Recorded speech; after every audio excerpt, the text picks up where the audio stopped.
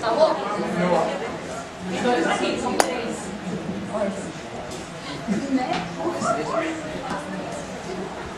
Mais três. Tem um aqui em cima. Fica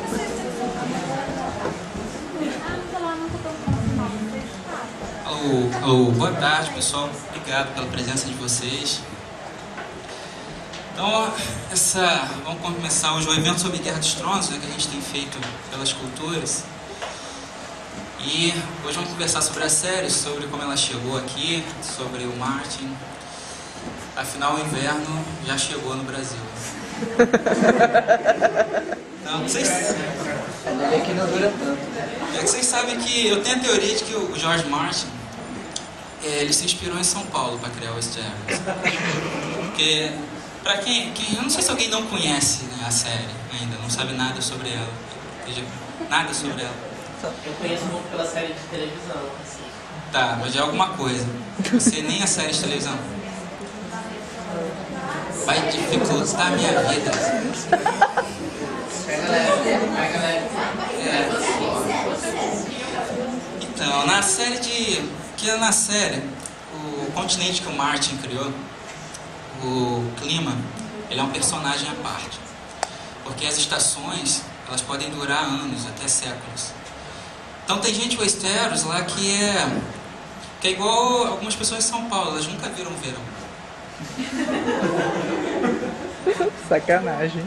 E aí eles têm toda essa preocupação, né, que ele puxou lá da época medieval, de que se o inverno chegar, você tem que estar preparado, porque tem que ter comida, tem que ter roupa, tem que ter tudo preparado, né, que é uma violência muito grande.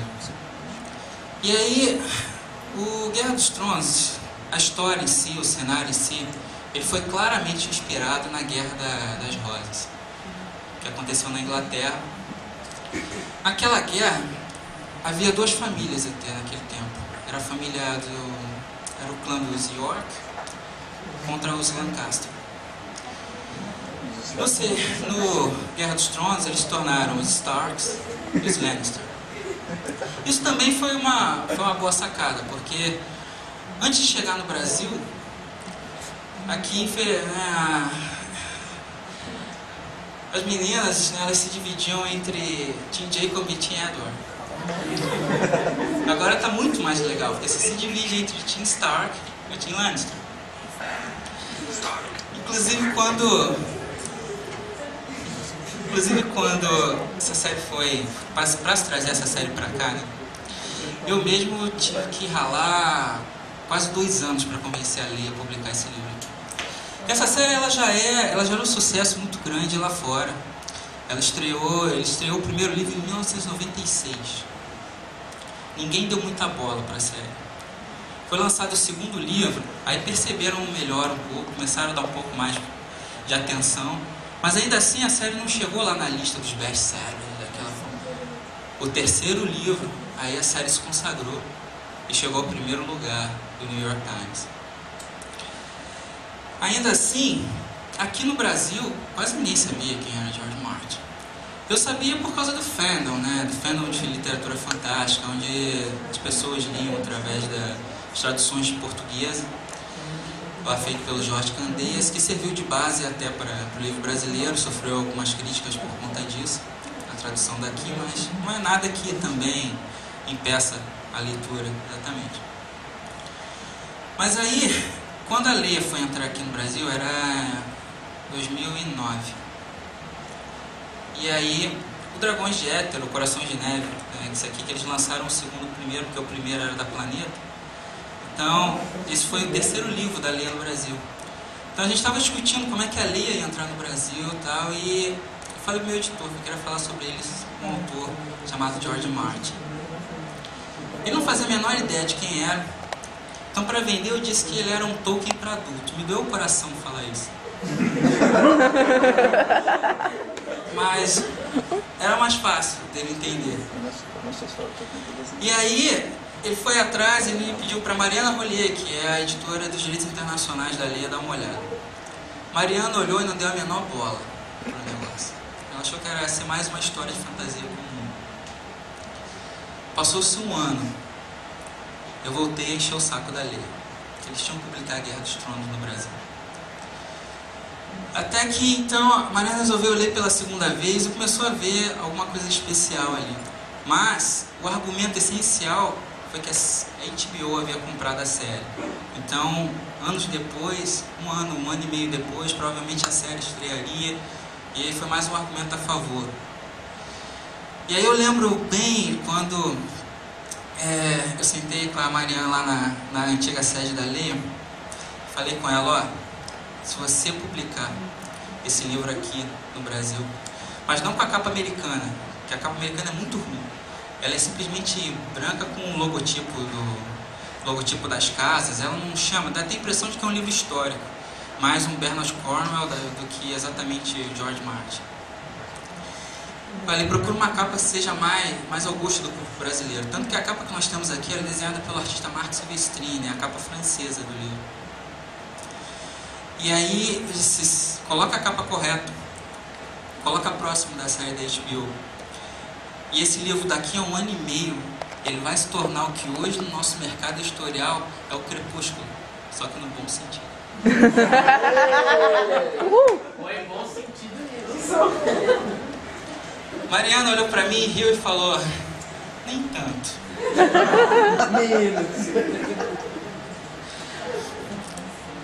Hoje ela tá feliz.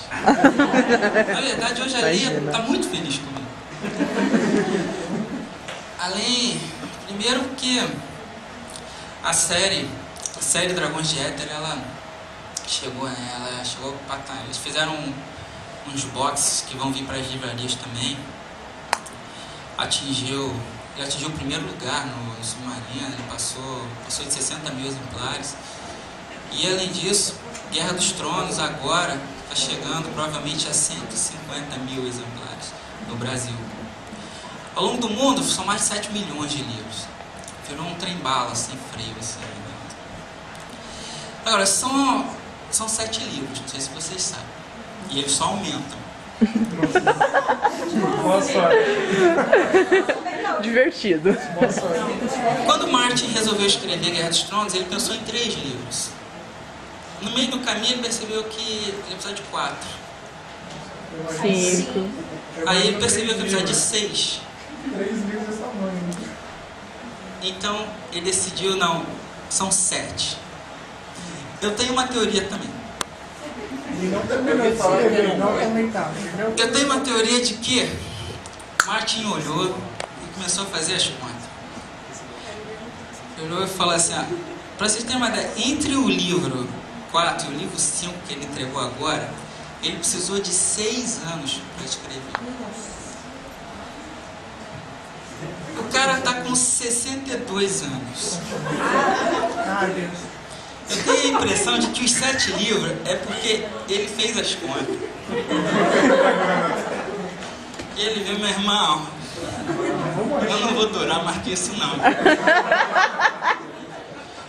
Para vocês terem uma ideia, existem sites de protestos da internet reclamando do tempo que ele leva para escrever um livro ou outro. Existem leitores que acendem velas pedindo para o George Martin não morrer. E isso é sério. Porque é o tipo de obra que não é como o 007, pega o Ian Fleming, você pega o Sidney Sheldon, você vê que a obra dele continua. Chama a filha, faz concurso, faz o que for. O 007 lá também, né? Tem muitos, tem até o jovem Sherlock Holmes e tal.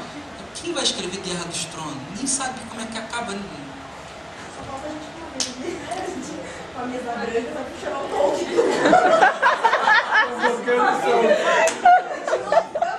A gente vai precisar contar com uma sorte se ele deixar alguma coisa escrita, fazer que nem os filhos do Tolkien, né, que lançaram os livros depois. Então, Mas o problema a sorte é o seriado. Por quê? George está envolvido com o seriado. E reza a lenda que ele trabalhando junto com os roteiristas, porque daqui a pouco a gente fala mais um pouco sobre ele, mas ele foi muito tempo roteirista, né? E aí reza a lenda que nesse trabalho, até porque a HBO também já fez as contas, né? Um ano, uma temporada. Aí ano que vem, a segunda, vão dividir em 2 anos. O segundo livro. Já são 2. O terceiro livro deve dividir em 3. Aí já são 5 anos de seriado. Eu tenho que levar para fazer mais um volume. Porque tá no 5, faltam 2. Então o seriado é capaz de acabar primeiro do que ele escreveu os 7 livros. Rafael, parece que no contrato da HBO, eu li uma entrevista do Martin dizendo isso, não tem fonte. A HBO exigiu dele um final. Mesmo que ele não tenha escrito. É isso, essa é a esperança.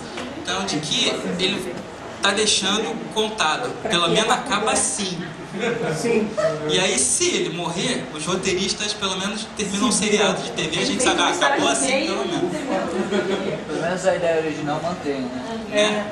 Paulo, o problema é que isso aconteceu, tipo, aconteceu com o Steve Larson. Ele morreu e o 4º livro da Millennium agora tá com essa história de vai ou não vai ser publicado. Isso.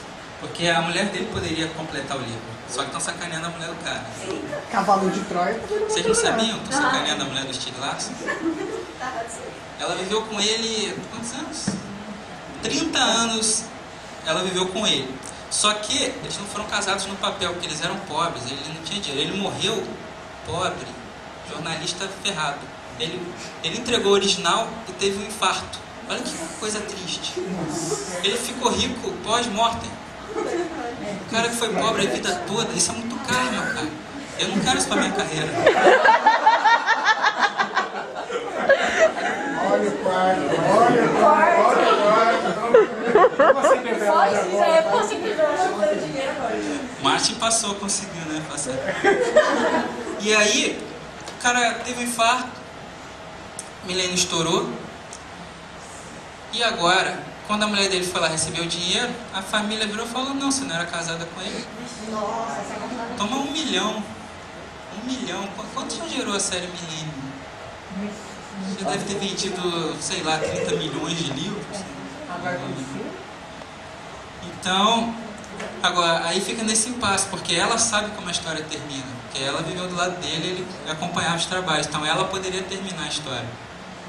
Mas ela quer o que é dela por direito. E aí, então, no caso até da Guerra das Rosas, aí, se eu não estiver enganado, se tiver alguém que entende história, mas se eu não estou enganado, a Guerra das Rosas, ela terminou quando a filha de um casamento do York ou do Lancaster casou com alguém do outro. Então, o homem antes teve a mulher Lancaster. Lancaster. Estou confundido por causa do guerra. É isso.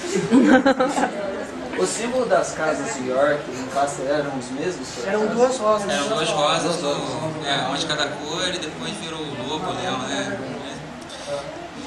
Então, aí você vê, um casou com a filha do outro. A gente sabe que o Martin não faria isso. A não ser que os 2 fossem degolados no casamento. Mas isso é a cara do livro também. Então, pra quem não leu Guerra dos Tronos, que hoje nós vamos concentrar no primeiro até, porque já vai ser difícil não dar spoilers, né, do primeiro.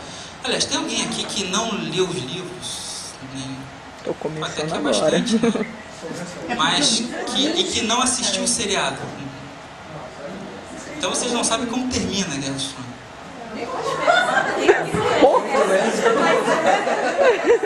Complicado, hein? Tá.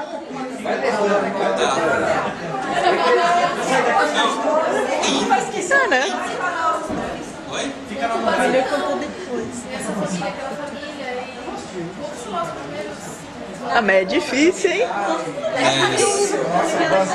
Porque tem problemas, sim.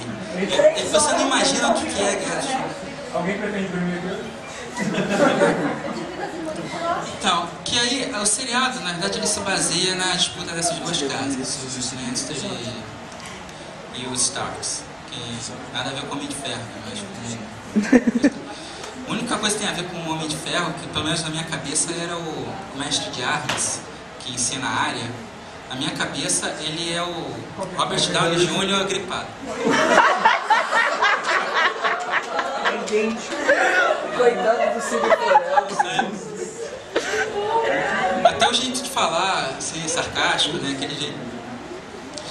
E assim como, não sei se vocês repararam, mas o Jaime Lannister, que é o bonitão do seriado, né, tal, que é o príncipe canalha, o Jaime, príncipe canalha lá, ele é o príncipe do Shrek. Ele é o príncipe encantado. Eles tiraram a marca, o molde do cara, é igualzinho. Eu cheguei a ver uma imagem do Jaime Lannister depois que ele matou a Aerys Targaryen. E tá caro, porque tipo, ele, quando ele era novinho, né, era da guarda, tinha 17, então o cabelão dele vinha até embaixo, assim, do cabelão dele. Ali tá. Imagina, né? É porque vai ter flashbacks na segunda. Parece que vai. Eles vão contar mais. Tem pra e-book também, a parte do Targaryen. Tem um e-book do Martin que vocês podem baixar até. Ele tem pra baixar no site da Saída de Emergência, que é quem publica a série em Portugal. Lá tem pra baixar, conta na visão da Daenerys lá, né? Como é que foi o processo de Targaryen, tem lá a visão dela. E aí, isso é um dos diferenciais do livro. Ele não segue uma narrativa comum, ele alterna pontos de vista. A ideia com isso, além de libertar, né, ele como narrador, também seria acabar com o maniqueísmo da coisa, de não existir um bem e um mal, de você só conseguir confrontar pontos de vista e não saber para quem você torcer em um determinado momento. Você acompanha as motivações, os conflitos e os motivos que cada um tem para ganhar o Jogo dos Tronos. Agora, um dos motes da série é que quando você joga o Jogo dos Tronos, ou você ganha, ou você morre. E o Martin leva isso muito ao pé da letra. Muito. Aliás, ele tem um instinto assassino que bom que ele escreve.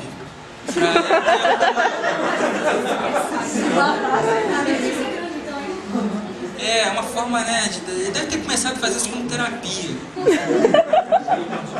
Porque a impressão que você passa lendo Guerra dos Tronos são duas coisas. Uma é que ele se amarra numa matança. E a segunda é que ele se amarra numa sacanagem. Se você junta os dois, produzem serial killers. É a motivação. Eu costumo acompanhar. E essa parte da violência e tal, isso aí já é um dos grandes diferenciais da obra dele, da obra de fantasia tradicional. Né?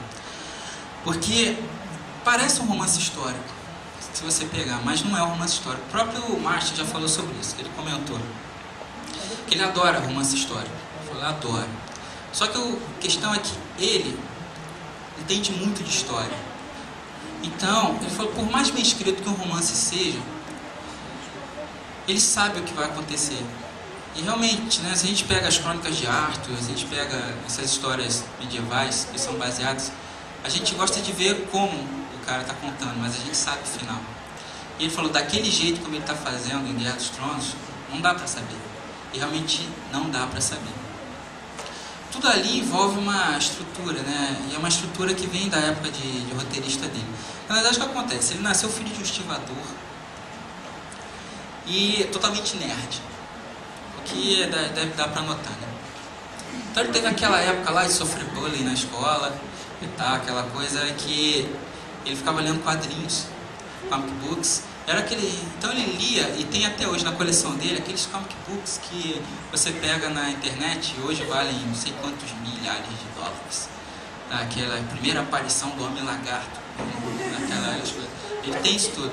Tanto que ele acredita, o sucesso também, assim, não sucesso, mas o incentivo, ele ter continuado, para ter acreditado na carreira de escritor, ele acredita ao fato dele ter escrito, ainda criança, para o editor do Quarteto Fantástico, a revista, e o cara ter respondido a ele. E aquela atenção que ele recebeu fez que ele ficasse maravilhado, incentivasse. Olha que coisa interessante, né? E aí então ele cresceu. Aliás, antes disso, ainda criança, para tirar uns trocados, aí, garantir a merenda, né, o lanchinho do colégio, ele criava histórias e vendia por alguns cents para as crianças. Se pagasse um pouquinho mais, ele fazia a dramatização. Você imagina quanto valeria hoje em dia esses escritos? Nossa. Nossa. Deve ter gente se jogando do último andar do prédio, né? Porque não foi.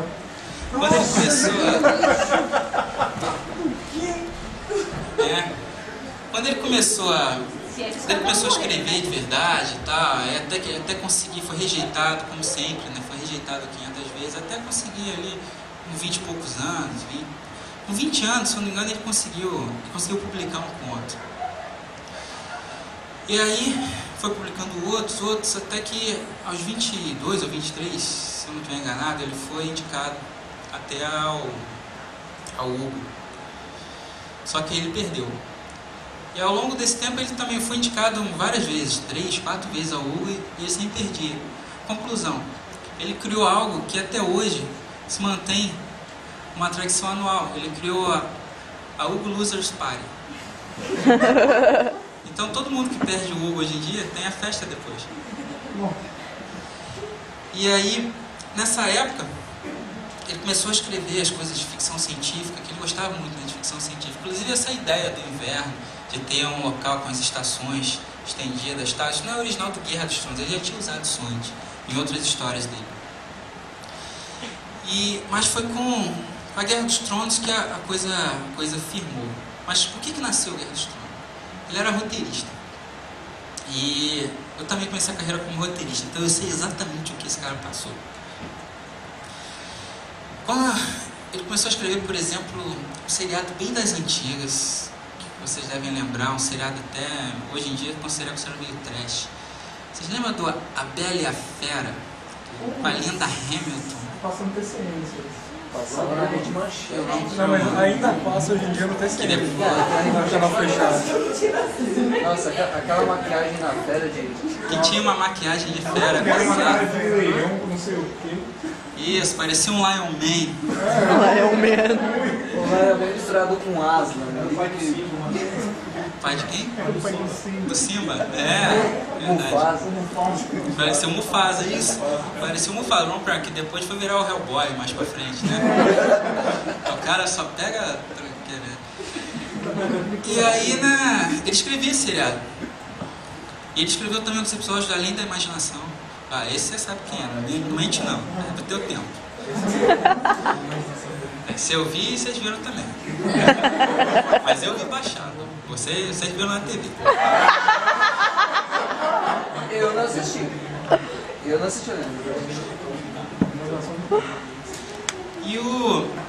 Então ele escrevia esse seriado, só que produtor, cara, é um problema. O produtor é o cara do dinheiro, que a função dele é te negar dinheiro. Né? O Martin passava por isso. Ele tentava fazer algumas coisas um pouco mais legais, um pouco maiores, e não tem orçamento, não tem verba. Então ele resolveu chutar pro alto aquele negócio, resolveu fazer uma história que ele pudesse fazer o que ele quisesse, sem precisar pensar em orçamento, porque ele sabia que isso nunca vai pra TV. Ferro. E quando você estuda cinema, passa pelo mercado cinematográfico, é assim mesmo, é igualzinho. Porque eu penso no mercado brasileiro, que é uma coisa muito menor, já é assim, então imagina os caras lá. Pra vocês terem uma ideia, lá quando eu estava escrevendo, na época eu escrevi, comecei fazendo lá os estágios, roteiro e tal, e depois virei profissional. E aí um dia fui na Aquarela Filmes, lá do diretor Totti Brondi, que eles fazem muitos videoclipes, né, famosos aí, do Marcelo D2, companhia e tal, tem por aí. Eu tinha ido lá falar de outro projeto, um projeto audiovisual, um curta-metragem e tal. Eu cheguei lá, o Totti virou e falou, cara, me ajuda, cara. E o Totti, sei lá, ele parece que tá sempre ligado em 180 volts, então ele tá sempre colhão assim, cara, me ajuda. Cara, tem que filmar segunda-feira, era sexta-feira. A casa do Renato Aragão tá alugada, é uma casa de 2 milhões que o Renato Aragão não usa, então tava lá alugada para fazer fazer a filmagem. E aí, mas a gente não tem roteiro. Tem uma história. Filmando teu roteiro? Aí, tá, mas qual é? Pô, é uma banda de axé aí que tá fazendo sucesso agora. O nome é Babado Novo. Babado Novo, né? Então, tanto que eu já me perguntei. Tanto que eu dei uma de moleque das Casas Bahia e perguntei, quer pagar quanto? Porque eu já pensei logo, vai ter orçamento para roteiro, um negócio desse? Aí eu caí desesperado ali. Aí ele, se você quiser eu te mando a música agora, que nem MP3 e tal, que bola o negócio aí. Então toca aí. Aí botou lá. Aí começou a tocar. Baby, baby, queria tanto te ver. E se me liga às vezes, que eu vou pegar uma nave pra te levar pra dar um rolê. Pirou minha cabeça e o coração feito bola de sabão. Aí ele falou, faz uma história aí. Pra amanhã. E aí que eu fiz? Quer dizer, eu não sabia o que fazer, mas eu fui olhar o blog da Cláudia. Eu olhei o blog dela e vi que ela era meio nerd, assim, ela sabia mais leitura e tal, e ela tinha todas as referências cinematográficas, ela gostava de uns negócios assim, Sin City, Frank Miller, assim, uns filmes legais até, perto do que se esperaria que ela gostasse, né?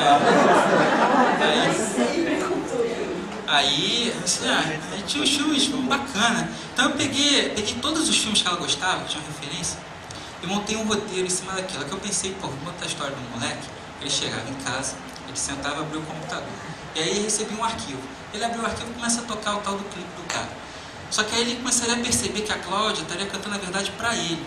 Ele começaria a interagir, o que ele mexesse no cenário, começaria a alterar o vídeo ao mesmo tempo. Aí comecei a desenhar uma ideia assim, comecei então a pegar as referências cinematográficas e montar em determinado momento para divertir a coisa lá. Então tinha até uma cena que o pessoal ia ganhar prêmio aquela cena. Que ia ter. A Cláudia ela ia estar dançando lá, que é aquela música dela lá. Aí tem um termômetro no canto da tela. O termômetro tá assim, 25 graus. Aí o cara pegava e aumentava assim, 30 graus. Aí ela vai dançando, ela começa a suar assim. Ela aumentava para 35 graus. Ela já tá lá quase morrendo. Aí ele ia pegar e aumentar lá assim, 40 graus. Aí ela pegava aquela assim, pá! Aquilo ia ganhar prêmio aquele negócio.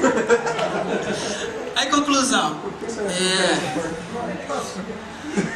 Cláudio, o Totti Bronte pegou, leu, depois me ligou assim, ele falou, cara, tá bom pra caramba, mas a gente não tem orçamento pra nada disso, vamos cortar. Não tem orçamento pra figurino, não tem. Mas vai alugar a casa do Renata, não tem. Ou seja, pegaram o roteiro, cortaram tudo. Eles devem ter aproveitado 20% do roteiro original. Conclusão. Indicado a melhor videoclipe no Prêmio Multishow e nos meus prêmios Nick do Nickelodeon. Provavelmente deve ter mais de 3 milhões de acessos no YouTube. Dá pra culpar os caras? Não dá. Então, agora imagina, se você pega esse exemplo daqui, imagina isso em grande proporção lá. Imagina a cabeça do Marty, porque brasileiro está acostumado a pensar pequeno. Quando você pega filme, o cara está acostumado a pensar em vamos fazer filme de 1 milhão. Os caras lá, para eles, se o filme foi de 20 milhões, é barato. É filme pequeno. Pra gente, 20 milhões ia ser o maior filme aqui do cinema nacional. Então, para um cara que vive uma realidade dessa, ele tem que ficar reduzindo as coisas, é uma coisa frustrante. Então foi assim que começou a nascer. Eu vou fazer uma série aqui que ninguém vai poder filmar. Então, como ele tinha essa liberdade, ele botou todas as neuras dele ali, né? Então tem morte pra caramba, é espancamento, é soco pra lá, é estupro pra cá, e vai tudo naquele negócio todo. Aí, começaram a gerar depois as comparações. Quem é melhor, Tolkien ou Martin? Quem é o mestre? Irritante. E aí, agora a grande questão é, essa comparação seria possível? Não. Não. Ela realmente é descabida, porque seria como tentar comparar o Woody Allen com o Peter Jackson. É algo mais ou menos assim. Porque qual dos dois é o melhor diretor? Na verdade, eles são os melhores no que eles se propõem a fazer. É isso.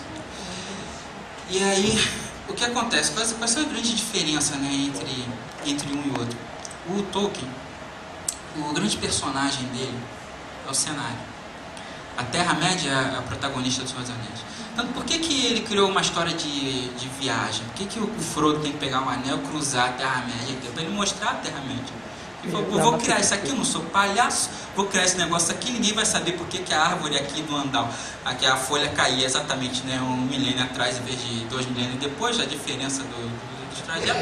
Então, vou pegar ele para andar isso aqui tudo para mostrar o que eu criei. E também vou ficar aqui criando língua que nem um babaca aqui para ninguém saber. Não, vai ter que cruzar as terras dos elfos, ter que cruzar dos gigantes, dos gnomos. Aqui, mais gnomo não pode, então vou botar hobbit. Aí, fizeram o negócio todo. Porque tinha que cruzar aquilo tudo. Para mostrar para ele mostrar a Terra-média toda lá do... Se você pegar os personagens do Tolkien e tirar da Terra-média, eles não fazem sentido. Já o Martin é o oposto. Os personagens têm a atenção dele. O cenário em si é tão fascinante quanto a Terra-média. Mas ele não liga exatamente para o cenário. Ele liga para os personagens.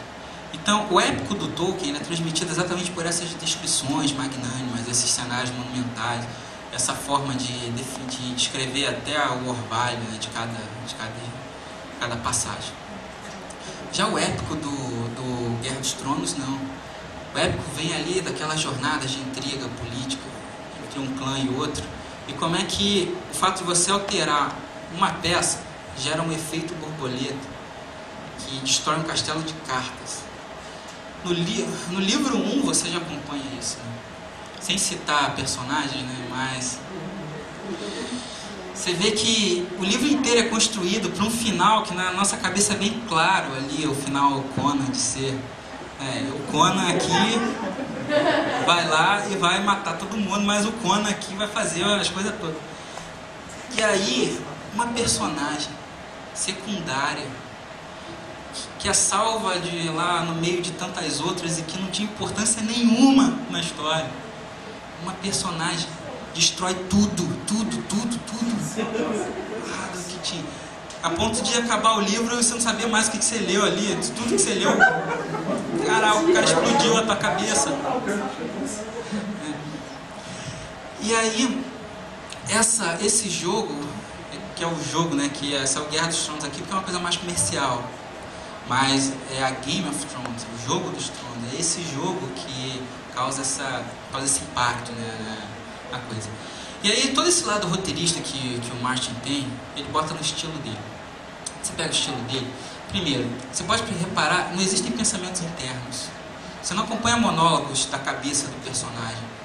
Você acompanha o ponto de vista de cada um, mas assim, no limite do que ele consegue ver. Mas você não entra na cabeça dele. Você acompanha a reação dele às situações. Isso é algo interessante de se pensar. Ele também descreve pouco. Quando ele descreve bem.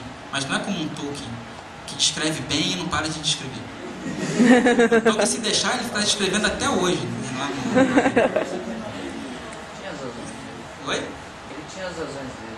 Então. Você procura saber sobre o Tolkien, ele fala muito sobre natureza, uma coisa que é virado contra a Revolução Industrial. Então, a Terra-média toda é construída por ele. O personagem dele era a Terra-média. E aí, é uma coisa diferenciada, né? E também, se a gente pegar a época que o Tolkien escreveu, era uma época de o politicamente correto, né? Era bem diferente de hoje. E o incorreto também, que o politicamente incorreto daquela época é o correto de hoje, né? E aí, o Tolkien então tem uma linha que ele não ultrapassa em relação a sexo, violência e sangue. Exatamente. O Martin, ele já escreve do outro lado dessa linha. E aí, nessa comparação, inclusive, aquilo que eu estava comentando, se você pega os personagens do Tolkien e tira da Terra-média, eles não fazem sentido. Agora, se você pega os personagens do Martin e tirar de Westeros e colocar na Inglaterra medieval, eles vão continuar fazendo sentido. Por isso que os personagens deles são... Isso é uma coisa de roteirista. Mas como você acha que o Martin teve algum tipo de influência shakespeariana, essa questão de Boa. violência? Porque tragédia de Shakespeare, a gente sabe que todo mundo morre no final. Sim, boa, é uma muito boa observação. Porque se pegar a Guerra das Rosas, ela influenciou também Shakespeare. Ricardo III, ele foi inspirado também, né? E o Martin, ele admite que ele tem influências do Lovecraft, ele tem influências do Robert Howard, criador do Conan. Você vê o Khal Drogo, o cara vai ser o Conan no cinema. E aí, então além disso, é notável que Guerra dos Tronos tem muita influência shakespeariana, muito. Os conflitos ali, a forma como ele monta as tragédias, dá para notar que existe isso muito, muito forte. Inclusive, até se pegar o Antônio Luiz, ele é um crítico da Carta Capital, né? Ele até cita muito sobre isso na crítica dele, que é interessante realmente, que ele fala do pensamento, do pensamento construído ali, que você pega Ned Stark, que é o principal, né? Que é o Xambin, o Boromir lá do Senhor dos Anéis, só que envelhecido 50 anos. Inclusive, eu queria criar uma campanha, né? Eu tô pensando seriamente em criar uma campanha. Porque vocês sabem quem é o Kenny, né? Do South Park. O Xambin, ele é o Kenny de Hollywood. Porque você pega qualquer filme do cara, ele morre no final. Qualquer filme, eu não disse seriado, falei filme. Ele não morre no final do Silent Hill. Ele tá no Silent Hill. Ele é aquele personagem lá. Da Maria. No Silent Hill. Ele é o pai da Sharon. Então ele matou. Cara, se o Xambin participou da adaptação do Silent Hill, então ele matou a carreira dele. Até que nem tanto, porque no final ele deixa uma deixa, como se fosse uma continuação. Não, ele morreu e renasceu Deus, você não entendeu. Então, eu acho que toda vez que o Sean aparece, me dá vontade de gritar: "Oh my God, you bastard! You kill Sean!" E aí, o que acontece? O Ned Stark, ele é um personagem que ele tem um pensamento da alta Idade Média. Se a gente parar para pensar, faz sentido. Isso é o que o Antônio Luiz tinha levantado na crítica dele.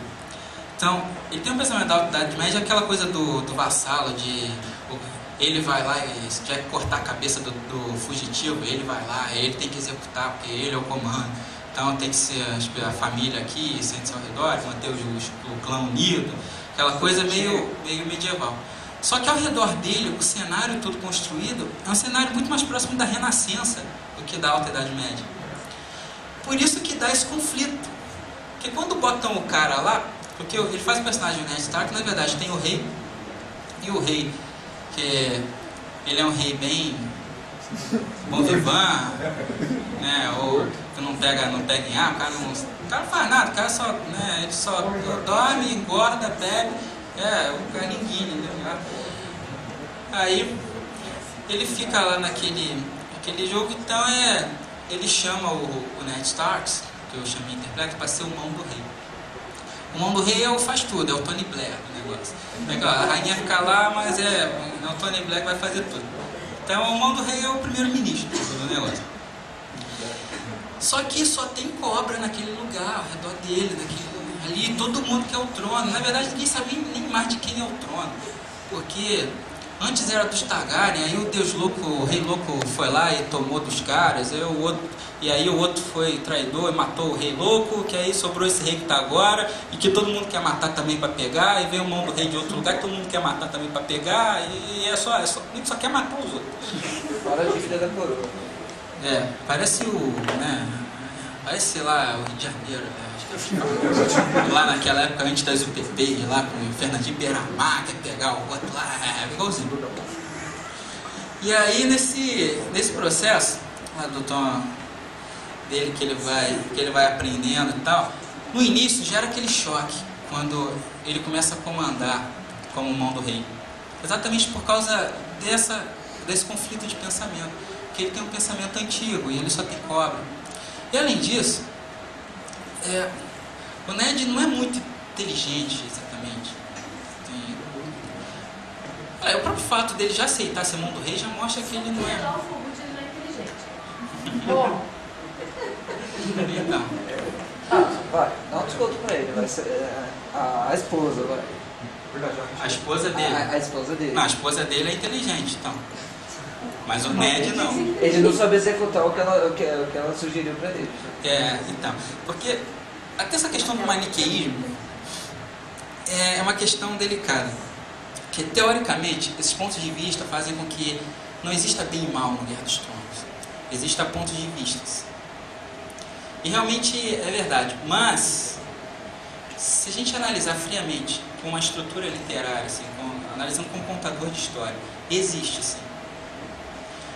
No início, é bem claro assim, de quem é o mais bonzinho e quem é o menos bonzinho da história.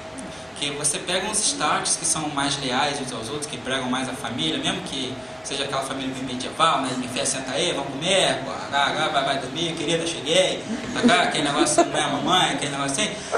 Aí, ainda assim, eles têm aquele lado. O que ele faz? Qual é a forma que ele arrumou? Só para mostrar, esse cara não é tão correto, ele não é tão puro assim. Ele deu pro cara um filho bastardo. Foi legal isso, porque pelo menos ele criou meu personagem preferido na série. Jon Snow. Snow tem um bastardo para quem é do norte, né? Tem um outro lado no leste, se eu não me engano, lá que é o River. Rivers é no oeste. Do oeste? No oeste Então, tá no oeste os bastardos usam o sobrenome de River, né? E Stone pro Vale do Acre. Tá. E aí nesse caso do Jon Snow, foi uma forma, né, dele fazer isso. E o Jon Snow faz parte da Patrulha da Noite, que também é uma pegadinha, né? No início, você acredita que a Patrulha da Noite são os templários do lugar, assim, né? Os caras são... é o pop do negócio. São os homens de preto. Homens de preto com a sua missão, sabe? É partir vassoura em dois, tipo, caldeirão, sabe? Aquele negócio assim, forte. Aí, São os caçadores. São os caçadores. Só que quando, já avançando depois, a gente vê que na verdade é um bando de bandido ali, gente sem pai que juntaram, fica aí e morre protegendo a muralha. Pra dar aquele sentido de honra pra eles, pelo menos vocês são irmãos aqui, pelo menos vocês têm família aqui, seus. E se fugir, se ferra. Então, e se fugir, morre. Então, e essa foi a forma como ele arrumou inicialmente, só para mostrar, esse cara, ele é bom, mas ele também comete erros. Só que, vocês podem reparar também uma coisa, na parte boa do negócio, você pegar os Starks, não mostra os Starks exatamente fazendo sexo selvagem, da forma como mostra os outros lados. E quando fala, eles são cheios de filhos, mas não existem momentos sexuais dos Starks. Você não vê o Ned mandando ver ali, não vê. É aquela coisa mais calma ali, devagar e tal. Agora pega os Lannister. Nossa! Os Lannister, primeiro, é incesto, estupro, infanticídio, é tudo intriga. Eles são a gossip girl do negócio ali. E aí fica aquela coisa assim de, pra quem você vai torcer? Aí você fala que é dos Lannister, você tá falando, pô, você é fofoqueiro, né? Tá. Aí, então você dá um troço pros Starks, só que os Starks são mais burrinhos. Aí você fica naquele meio termo. E aí ele tinha que criar uma forma de você gostar dos Lannister, senão não dava, ia ser bem ou mal, bem ou mal. Então você ia ter que torcer pros Starks, eles seriam os bonzinhos da história. Qual a forma que ele arrumou pra gente simpatizar com os Lannister? Tyrion Lannister. Ele criou Tyrion Lannister. Aquele ator que faz o Tyrion Lannister, eu tenho a teoria de que ele faz parte daquele grupo de pessoas que acende uma vela com Martin todos os dias. Porque Porque o Martin não deu só para ele o melhor personagem que ele já vai que ele pode interpretar na carreira dele. O Martin deu para ele o melhor personagem que um anão pode interpretar na história do audiovisual. É um anão que tem falas maravilhosas, que tem ações impressionantes, que rouba o seriado inteiro para ele, rouba o livro inteiro para ele e, ainda por cima, pega todo mundo. Onde é que um anão daquele vai conseguir aquilo? Sem ser um lance. Never. Never. Então, o que acontece? Tanto que, como se não bastasse, é o personagem preferido do Martin. Ele já aceitou ratificar isso.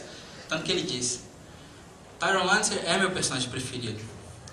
Mas isso não quer dizer que até ele esteja salvo. Nossa!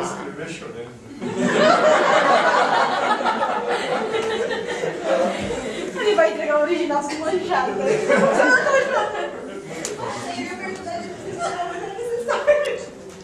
A criação de Tyrion, então, deu um carisma para os Lannister que eles não teriam sem ele. A gente, na verdade, não quer que eles percam por causa do cara. É só por causa dele, senão podia matar todo mundo, assim, igual os Spartacus, o Blood and Sand, Kill them all, assim, pode matar todo mundo, só tem filho da puta ainda, pode cortar a cabeça de todo mundo. Mas aí a gente tem esse lado. E ele criou um personagem tão fascinante quanto que é o pai dos Lannister, o Twin, que é o pai. Tanto que a cena no livro 1 em que os dois se encontram, enfim, o anão e o pai, talvez seja a melhor cena do livro. É estática. E aí essa cena é uma das melhores que tem. Principalmente por causa dos diálogos. Os diálogos é outra característica do estilo do cara. Porque só um roteirista faz os diálogos que ele faz. Tanto que o seriado da HBO, ele pega muitos na íntegra. Se você pegar os diálogos do livro, do filme, do seriado, né? Porque quando a gente escreve roteiro, e a gente vai aprender diálogos e tal, a gente aprende que o diálogo ele só serve para passar informação ou algo da personalidade daquele personagem. E para que um diálogo seja bom, ele precisa de algo chamado beat. Beat é um conflito que acontece entre eles. Então, a frase seguinte, ela tem que confrontar a anterior. Ela nunca é exatamente, mesmo que ela concorde, ela tem que concordar de algum outro ponto de vista que gere um conflito. Até seria algo assim, por exemplo, tem aqui o Leandro, né, o nerd da estática. E aí, vamos sugerir que o Leandro me telefonasse para avisar que ele vinha aqui hoje. Se ele me ligasse e falasse assim: Rafael, você vai dar uma palestra amanhã na Cultura? Eu respondesse: isso aí, eu vou. Aí lá, então, amanhã eu vou estar lá, vou chegar lá às 3h30. Falei: ótimo, a palestra às 4h. Lá, então tá, poxa, que bacana, vai ser ótimo te rever. Que bom, vai ser bom você também. Então até amanhã. Isso não teve conflito, é boring, é o diálogo da malhação.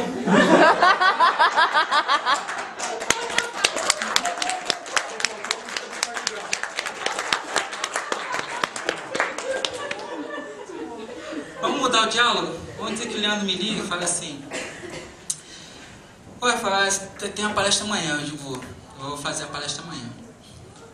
E aí ele diga assim: tá, eu vou até lá, só que antes eu vou pegar minha namorada, a Proelfa, que vai levar um amigo dela, o Ricardo. Aí eu falo assim: Ricardo o quê? Ele: não sei, eu nunca vi o cara, mas Ricardo o quê? Ele disse: Ricardo Ragazzo. Não me apareça e nunca mais me telefone. E bato o telefone na cara dele. Já é um diálogo mais interessante. Já gerou um monte de pergunta. Quem é esse cara? Por quê? Por que eles se odeiam? Mas, e agora? Ele vai levar o cara lá ou não vai? Isso é um beat. O diálogo seguinte confrontou o anterior. Guerra dos Tronos só tem beat. o diálogo confronta o outro o tempo inteiro. Até quando eles concordam, eles dão. Isso é uma coisa de roteirista. Ele só engrandece essa obra. E então, quando o seriado foi adaptado, uma das vantagens para quem está lendo é dar rosto para os personagens. É uma vantagem, mas desvantagem, né? Isso sempre tem esse impacto. Mas eu, quando tinha lido uns tempos atrás uma versão mais portuguesa lá que eu tinha arrumado, consegui ver e tal, me perdi às vezes nos nomes e tal, né? Até você gravar quem é quem. O seriado te ajuda muito nisso. Pelo menos na hora que aparece, você lembra da imagem do cara. E aí você vai. Entretanto... Oi?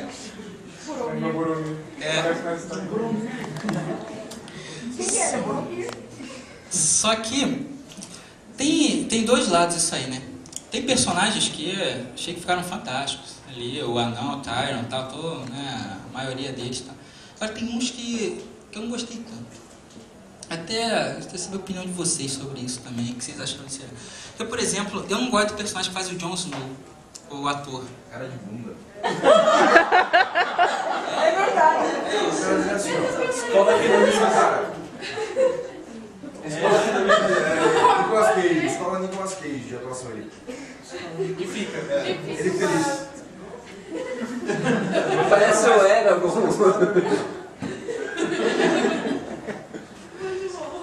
E aí, é um personagem muito forte, né? Pra isso. Até ele aumentou, vocês perceberam que eles aumentaram a idade dos personagens no seriado, né? Que o próprio Jon, se eu não me engano, no livro 1 ele tem 14 anos. Nossa. E aquele cara fala que ele tem 14 anos é igual falar que o Tom Welling tinha 17 no Smallville. Força. Né? Então, se você pega o Smallville e assiste de novo hoje a primeira temporada ali, os episódios, você vê que o Tom Welling já parecia velho naquela época, na primeira temporada. Na primeira temporada o Clark tinha uns 15 anos ali, não era nem 17, era menos. Então, ele já parecia velho. Imagina hoje, ainda tinha que acabar o seriado, porque é igual o Martin, não vai durar tanto assim também. O cara já tá cabelo branco, né? Tá, o super-homem, né? Old boy. Super-Homem também tem aquela lenda, né? Que todo cara que interpreta o Super-Homem tem um final meio trágico. Né? É verdade. Verdade. Esse aí tá ferrado. Tomara que a mulher dele seja casada oficialmente. E aí, outro personagem que gera bastante polêmica e com razão. Khal Drogo. Khal Drogo é o Conan do seriado. Ele é o Gengis Khan do negócio. Ele é o cara que eu quero comandar tudo montado no meu cavalo. E aí até que ele convenceu, né, a ir pro outro lado da muralha lá, passava ele, não, o cavalo não voa, então o cavalo vai ficar aqui mesmo, vou matar todo mundo aqui, tá? E aí ele comanda os Targaryen lá, que é a tribo dos bárbaros, que seguem o mais másculo, que for, e aí começa o problema, seguir o mais másculo. Na minha cabeça, Khal Drogo, eu imaginava o seguinte, é um cara que passa o dia inteiro montado num cavalo, ou seja, o cara já deve ser cheio de marca, assadura ali na perna, o cara fica no sol o dia inteiro batalhando, imagina a pele desse cara, deve ser toda marcada, cheio de casca, cheio de crosta, tá? O cara veio de batalha, então era para ser todo cheio de corte, para tudo quanto é lado, costura, era para tu olhar e pensar, minha irmã, esse cara aí eu chego nem perto. Só um Frankenstein. Khal Drogo seria algo mais ou menos estilo assim. Tipo, só Chuck Norris, sacou? E feito o cara. E aí, você chega no seriado, mano, o cara usa lápis de olho. Peraí, precisava um motivo para as meninas começarem a assistir até pegar uma coisa, tem que sobreviver. Não, mas aí tinha o príncipe encantado do Shrek. Mas só pra você que é viadal, sabe? Só que deram o cara matador, né? Pô, tornou atrativo o negócio dos dois sexos. É um monstro, mas vai dizer que ele é um monstro, um vampiro. Os caras meninas gostam do cara mal. Não é um monstro. Ah, não, gente. Então, é o vampiro, mas assim, as meninas Não, gostam ele do não é cara um mal. vampiro. Vampiro não! Pelo menos ele se considera um monstro no começo, As meninas né? gostam do cara mal, a verdade é essa. Mas eles consideram um monstro, né? Ele é um cara mau. Ele é um cara mau. Então qual droga tá aí? Como é que é?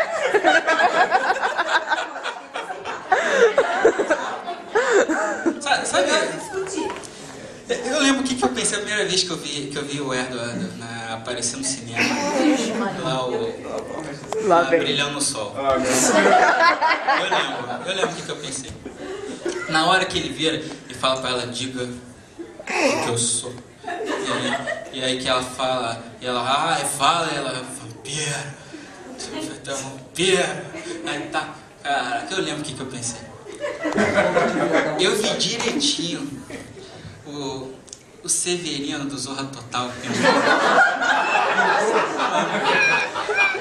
Minha filha, você não é um vampiro, você é uma bichona. Ele tá assim, ó, pulando de degrau em degrau, brilhando no sol, feito por comida.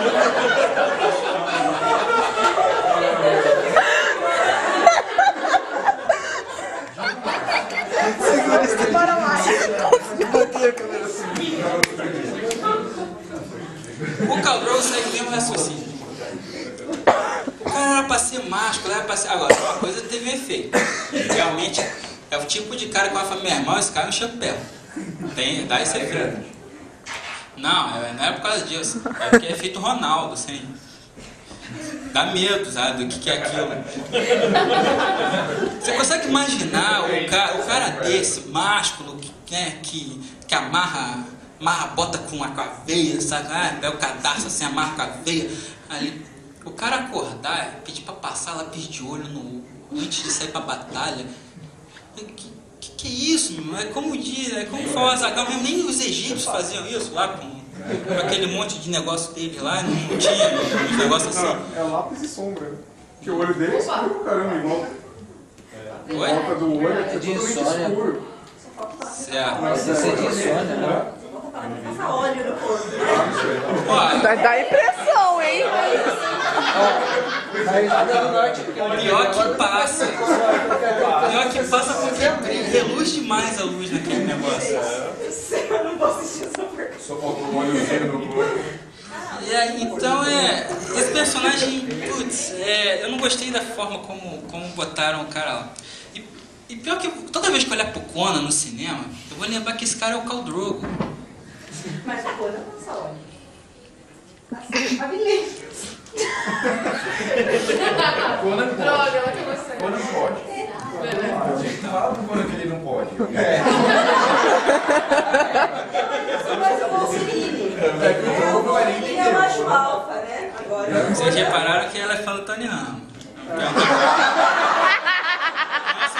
Quem é seu autor preferido brasileiro?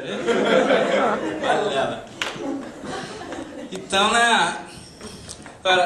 Agora outros personagens foram, né? A maioria deles estão fantásticos, estão maravilhosos, como os que a gente já citou. E Uma coisa que eu acho é que o Khal Drogo tinha que estar no Mortal Kombat. Porque ele só dá fatality na série. Né? Fatality. porque ele podia estar nas duas versões, né? Coroa de Ele é uma versão do Kratos, né?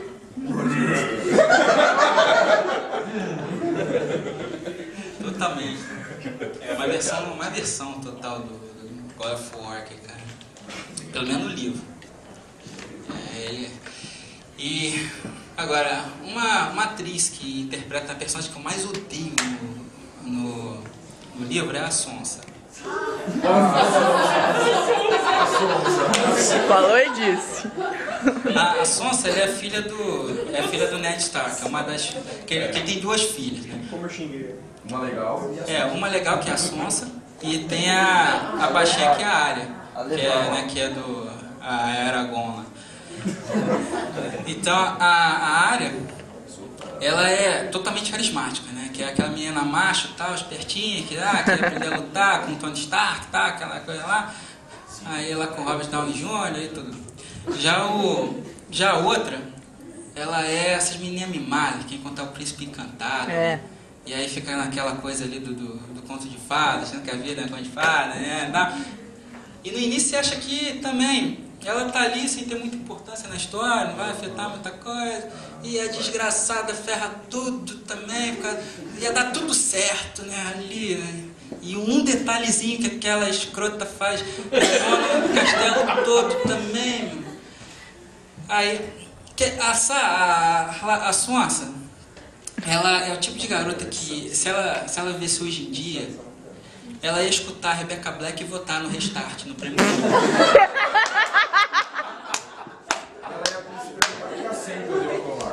Ela ia torcer pela Encantada no filme do Shrek. Ah, com certeza. Então, ela passa isso para aquele momento. A gente tem que acompanhar, a gente acompanha o crescimento dela. Agora, isso é outra característica do estilo do Martin. Crescimento. Quando a gente escreve um roteiro, a gente não pode ter cena perdida, porque é muito caro, tudo está sendo filmado. Então, por exemplo, a gente fosse fazer uma cena de explosão. A gente está aqui, a gente não sabe que tem uma bomba aqui dentro, vai explodir.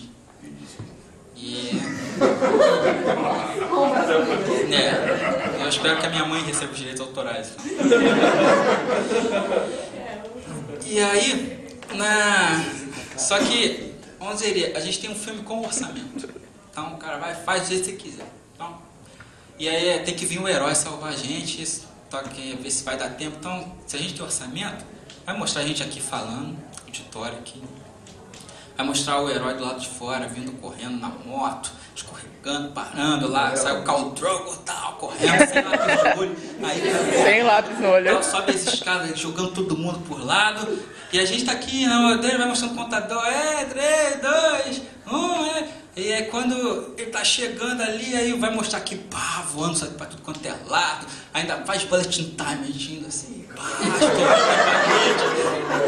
voa vidro e tal, aí bota aquele som, Guerra nas Estrelas lá, THX, 1.10 surround, e aí o herói entra e vê todo mundo ensanguentado, as cadeiras balançar e tal. Belo herói esse.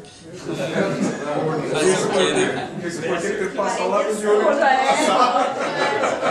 Parece o Batman, pra lutar contra o coisa. Agora, e se o cara vira e fala, você tem 1 milhão pra fazer o filme?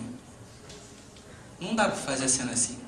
Aí ok, então você tem que pegar e reescrever. Vai ter que mostrar a gente aqui falando, vai mostrar o herói correndo, vindo lá de fora. Talvez ele já não derrube tanta gente no caminho, talvez não tenha moto, já mostra ele correndo dentro do shopping, já economiza a moto. Tem que ver se tem, pode botar figurante, 2 figurantes, tá? Chama o teu primo, bota o primo lá, Aí tá. E aqui vai mostrando o contador, já não vai ter tanta gente no cenário, mas tudo bem, já vai mostrando lá 3, 2, só que na hora que fizer corta lá pra fora, mostra ele vindo correndo, e aí ele escuta. E aí na cena seguinte mostra ele entrando aqui, aí já tá tudo destruído, já tá todo mundo caído, entendeu? Não teve bullet time. Aí foi no som, tá, aquela coisa. Então o processo é isso aí. Então o roteirista ele tá acostumado a que cada ponto tem uma importância na trama, porque senão ele tem que cortar. Se não tiver importância, tem que cortar, porque você vê isso muito bem no Guerra dos Tronos, é um negócio desse tamanho. Entretanto, dá pra cortar o que dali? Porque, às vezes, a gente pega umas cenas que, tipo, a gente vê que o Ban, que é o garotinho lá da história, no início ele gosta de escalar coisas, ele gosta de subir em árvores, essas coisas. E é um negócio que a gente acompanha aqui, pra que isso? Assim, o cara tá enrolando aqui, barriga. E, no entanto, depois isso vai ter um sentido extremo, um motivo que muda tudo. Ele precisava subir em árvore, quer dizer, ele não deveria subir em árvore, mas o moleque foi subir. Ainda bem que subiu, né? Pra gente, sim. Pra ele não. Ó dó. E aquilo muda também tudo. Eu assisti Trevor Clone, né? O pessoal lá também.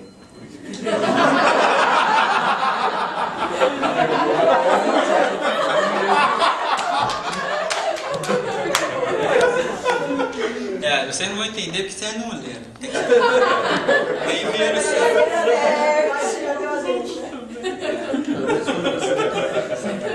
Então, e aí com isso, esses detalhezinhos vão passando, assim, você vê a menina, a irmã da Sonsa lá, a menina, tá, ela gosta de ficar pegando, que até a tradução é pegando pau, né? Pau de tal. É porque veio de Portugal, entendeu? Então veio do pau, assim que nem a Face Island, né? A ilha, que deveria ser Ilha das Faces, mas saiu Ilha das Caras. Então, nossa, a gente lê, não consegue deixar de lembrar. Só tem gente famosa. É que Gerson é muito conhecido. Eles vão pra Ilha das Caras. Jorge Martin na Ilha das Caras, né? E aí, são coisas desse tipo que tem na tradução, acabou porque veio direto da época. Mas ela gosta de pegar no pau, gosta de brincar com o pau, com o amiguinho, tal. E aí de espada, guerra de espada com o amiguinho, né? Um batendo o pau do outro, tal. E aí, aos poucos isso vai evoluindo e no final tem um sentido pra ela brincar de guerra de pau com o amiguinho. Porque se não tivesse também dava problema. E aí, o que acaba no final, acabou essa divisão. Qual é o time? Team Lannister, Team Starks. E, além disso, tem os Targaryens do outro lado. Perdido. Que não dá pra falar dos Targaryens sem ter spoiler, não dá. Oi? A camisa é maravilhosa, o crescimento é lindo. O crescimento da camisa é lindo. Ah, sim, é a personagem mais bem trabalhada, é a dela. Que era pra ser, ela começa com uma mulher ali que não sabe direito qual é o papel dela. A mulher deveria ser submissa ao Drogo. E, no entanto, a gente acompanha a transformação dela desde amante fogosa até líder de um bando de bárbaro burro lá, que só quer matar. E aprende a falar a língua dos caras, aprende a se comunicar com eles e dominar a situação. O marido dela usa mais maquiagem que ela. Esse é um grande problema. É, por isso que ela virou líder, né? Eu acho que se ela usasse maquiagem não dava destaque no cabelo, cara. Porque o cabelo dela para tirado, né? É tipo Verdade. destaque. Aquele cabelo bem... Então, né? Então, aí o que acabou, Ned Stark, o problema dele, é aquilo que eu falei, ele é burro. É porque ele vem do pensamento da alta idade média mesmo, sei lá. Que, cara, o cara resolve parar e pensar assim, eu vou interrogar aquele cara ali, que aquele cara é a ponto-chave, vai me contar tudo que eu preciso saber, só preciso interrogar ele. Aí chega no torneio de justa, então depois do torneio eu vou interrogar aquele cara. Aí o cara morre no torneio de justa. Aí ele fica, puxa, que azar. Logo agora que eu ia falar com o cara, mataram ele. Aí a filha dele vai e vira pra ele, escuta as coisas lá pelo palácio, vai correndo pra ele, papai, eu escutei que vão te matar. Vão te matar. Ele, minha filha, agora não, vai ficar de boneca, né? Que isso? Eu vou matar papai. Tadinha, deixa isso aqui pros homens de verdade. Né? Vai lutar a espada com Robert Downey Jr. Aí, como na hora que ele descobre o segredo lá, que inclusive ele descobre o segredo, que nós não vamos falar qual é o segredo, mas todo mundo sabe qual é o segredo, lá dos Lannister, né? Trepa na árvore, que sobe e desce na árvore, sobe e desce, tá? Que no seriado é pra frente e pra trás, porque no seriado todo mundo é 4 apoios e tal. No livro não. O George Martin tem criatividade nas coisas também. Ele é praticamente o Nelson Rodrigues da literatura fantástica. E aí, quando ele descobre o segredo, que inclusive é meio forçado, porque ele descobre de uma forma que o Ned Stark não tem raciocínio para descobrir daquela forma como ele descobre no livro. O personagem não tem raciocínio para aquilo. Aí alguém poderia fazer para ele e falar para ele tudo bem, mas ele sozinho daquele jeito, da forma como ele construiu o cara, ali não. E aí, mas só que assim, na hora que ele descobre, ele fica ali, agora eu sei o segredo. O que eu faço? Aí Ele vai lá e vira pro outro, olha, agora eu sei o seu segredo. A mulher ri na cara dele e fala, meu filho, todo mundo sabia. Era só perguntar. Menos o rei, né? E como se não bastasse, para completar tudo, na hora que dá a merda lá, que ele vê que, meu irmão, o que eu tô fazendo aqui sozinho? Quem eu conhecia já tá indo, já tá virando as botas, já tô vendo que eu vou rodar aqui nesse negócio, minhas filhas não estão mais aqui, minha mulher foi embora, meu filho tá aleijado, o que eu vou fazer aqui? O cara, em vez de pedir demissão e botar aquele negócio, o cara vai lá, não, vocês não vão assumir o reino não, vai assumir só aqueles caras lá, porque eles são meus amigos, vocês não são, eles são brother. Então, no meio do bando de ninho de cobra, o cara diz que o pinto que vai assumir. Pelo amor de Deus, não dá. Então, o Ned tem esse problema de... Agora, isso faz com que o Tyrion se destaque ainda mais, ele é mais carisma ainda pro lado dos Lannisters. O Lannisters é o oposto, só tem cobra criada, eles são inteligentíssimos.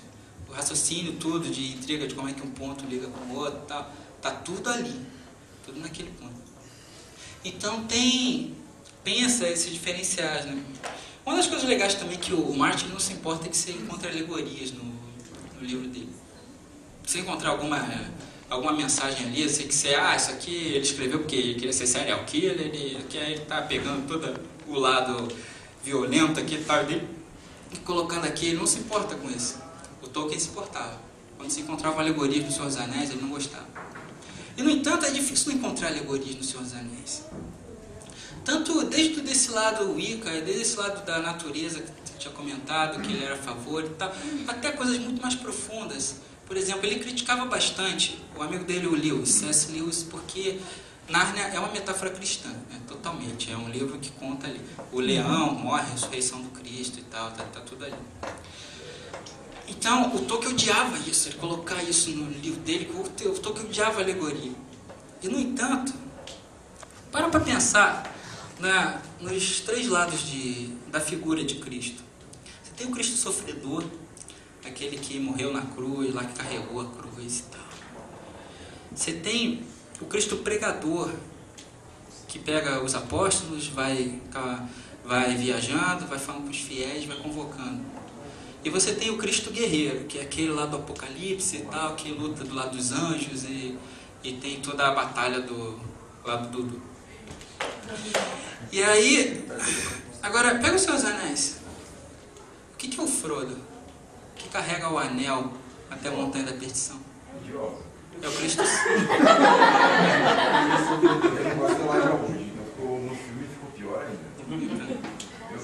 É o Cristo sofredor, aquilo.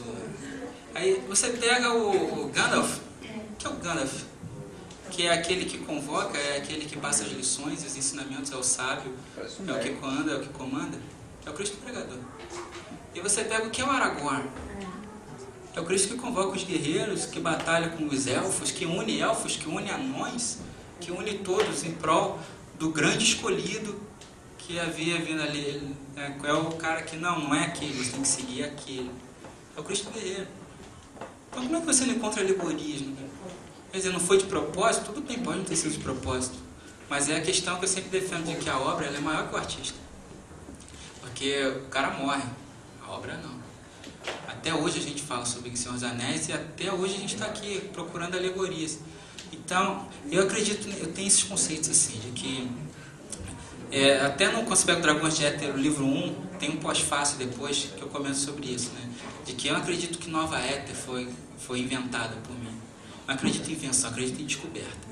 Então, eu acredito que assim como existe no cinema, você pega o início do século, o cinema nasceu no início do século. Ali, os irmãos Lumière e tal. Mas se você pegar a história do cinema, em períodos curtos de tempo, ele começou a nascer em diversos outros pontos do mundo. Em 1905, ali na Europa, começaram. Depois, em outros pontos dos Estados Unidos. Aqui no Brasil, o cara inventou um aparelho que parecia cinema. Lá para 1910 ou 12, uma coisa assim. Uma coisa assim, 5, 10, 15 anos. Numa época que não existia internet, não existia televisão, um não sabia o que o outro estava fazendo. Então, o que aconteceu? é como assim, a humanidade está preparada. As coisas vão sendo, os ensinamentos, as histórias, ou o que seja, que tem que vir naquele momento, estão ali. E o artista, aquele que tem sensibilidade suficiente para isso, ele pega e faz o que está preparado. Se ele não fizer, eu acredito que sempre tem outro que faça. Então, uma história como O Senhor dos Anéis, por exemplo, ela teria que nascer. Se ele não tivesse escrito, Lewis teria feito o que seja, não com os mesmos nomes, não da mesma forma, mas a mensagem que foi passada, que ela teria sido transmitida. Então, isso eu acho que vem muito também vem muito do artista em questão. Então, até a coisa da alegoria, assim, eu não escrevi com alegorias, não, a obra era maior do que você. Existe, talvez inconsciente, mas existe alguma coisa maior nesse processo. É isso ainda. 5,5. 5,5? Ah, tá. Mas a ideia, na verdade, do Guerra dos Tronos aqui, que foi montado, né, pela lei, exatamente acabou o que aconteceu, né, que é um bate-papo, que é o que a gente está fazendo mesmo. Que normalmente, às vezes, eu começo falando e tal, e depois às vezes tem alguém que tem microfone, né, na plateia e tal, mas aqui, como coisa mais aconchegante, a acústica permite, né. Mas se vocês têm algum comentário sobre a série, algum ponto que vocês ficaram em dúvida, alguma coisa que vocês acharam que não ficaram legal na adaptação, que vocês preferiam que fosse de outra forma, que no livro ficou melhor, alguma coisa nesse sentido? Acho que a cena final do primeiro episódio, né, que tá tendo o evento lá na torre, ela... O evento lá na torre. Porque no livro ele tem um diálogo ali que explica, que falam algumas coisas, né? Que são contra isso, a favor daquilo, vamos fazer junto ali, senão vai contra o planinho. E isso não tem lá. Não tem no seriado. O moleque chega, putz, pegou no centro, pegou no ato. Ah, tá, não, você está falando, o evento é o evento.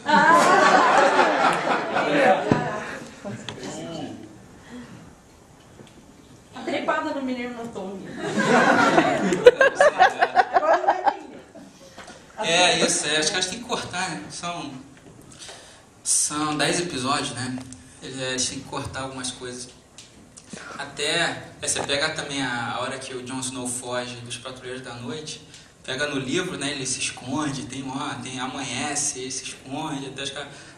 No seriado, ele fugiu, quando tá na estrada, já estão os outros chegando, meu irmão, encosta. Aí já chega ali e tal, e vamos voltar. Tem negócio aí, isso aí, pessoal, porque, né, assim, Cai do cavalo. Agora, o próprio Khal Drogo, ele tem uma diferença interessante, é sutil, mas é interessante na forma como ele trata a Daenerys lá. Porque se você pegar no livro, né, quando eles vão ter lá o ato de amor, Oi. Algo selvagem. Até acontecer o ato selvagem, o Martin tenta mostrar o mais próximo do que aquele brutamonte consegue chegar de amor. Porque ele vira pra mulher e ele pergunta, ele faz várias vezes a pergunta tipo, sim? Ela diz não. E sim, não. E sim, não. Sabe que é coisa de uga. Aí fica várias vezes aquele processo ali, até que ela vai e dói, é muito grande, não gosta, não gosta desse negócio não, eu prefiro chocolate, aquele negócio assim. Mas então quando ela resolve... Até que ela resolve então conversar com uma safadinha lá, né, que tá cuidando dela, mas aí, como é que você faz? Não, faça assim, de ladinho, vai lá. Gostei, vou experimentar. É igual Cidade de Deus, né? Não, já pegou, esquenta a banana. Não, a mulher fica maluca, resolve chegar pro Drogo lá, na hora que ele já tá entrando, ela já tá sim. E aí que vai só que não, hoje eu sou por cima, você vai ficar olhando aí e tal. Porque, agora, já no seriado, não tem sim, não, até porque fica uma coisa meio chata, né? No seriado já chega aí, já vai virando, não, que é isso? Já vai virando, aí pá.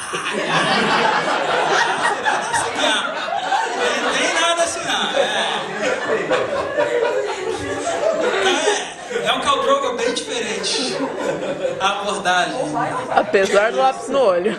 O seriado é o maior racha ali, né? Cala a boca, tá famoso, né? Aí, Pra isso não falta orçamento. pra isso não falta o quê? Pra essas cenas aí não falta orçamento nenhum.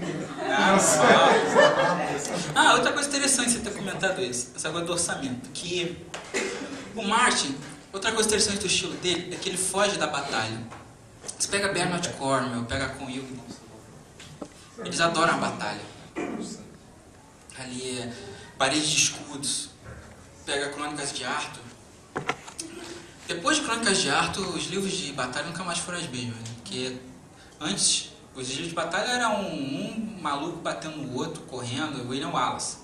Ali, o coração valendo. Depois do Cornwell, não tem livro sem parede de escudo. Senão, assim, virou... É como se fosse ter inglês no currículo, assim, não é luxo. É obrigatório. Aí, foi o mesmo caso. Só que o Martin, ele foge disso. Ele não mostra as batalhas, ele quer se concentrar nas intrigas políticas.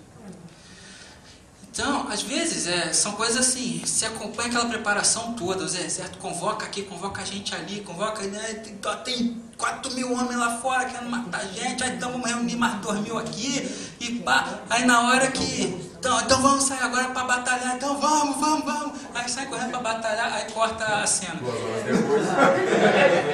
Aí quando corta a cena, aí daqui a pouco, tô trazendo aqui a cabeça do derrotado e tal, assim, mas já cortou a cabeça do cara, assim, e aí a batalha, não tem.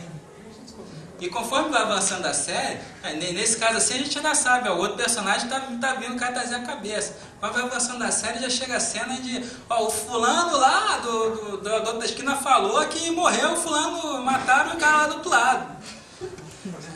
Então ele foge da batalha.